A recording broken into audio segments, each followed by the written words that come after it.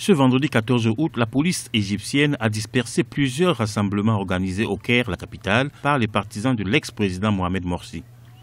Les manifestants entendaient commémorer le deuxième anniversaire de la mort de centaines de personnes dans les affrontements avec la police. Les partisans de l'ancien président égyptien Mohamed Morsi restent toujours convaincus que le président légitime de l'Égypte reste le président Morsi élu au suffrage universel et que les supporters et la confrérie des frères musulmans considèrent que l'arrivée du président actuel Abdel Fattah el-Sisi est arrivé au pouvoir suite à un coup d'État militaire. Le 14 août 2013, policiers et soldats avaient chargé contre les manifestants qui protestaient suite à la destitution par l'armée, le 13 juillet, du président Mohamed Morsi, faisant au moins 700 morts selon les chiffres officiels. 2 ans après les faits, les Égyptiens restent divisés.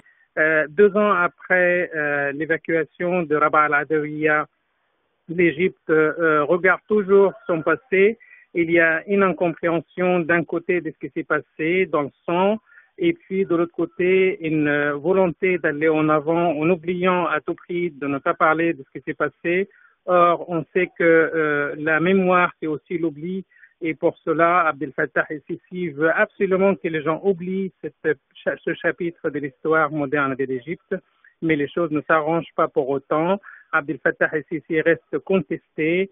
Mais par ailleurs, il a derrière lui une grande majorité de la population qui le soutient dans son action, notamment sur le volet économique.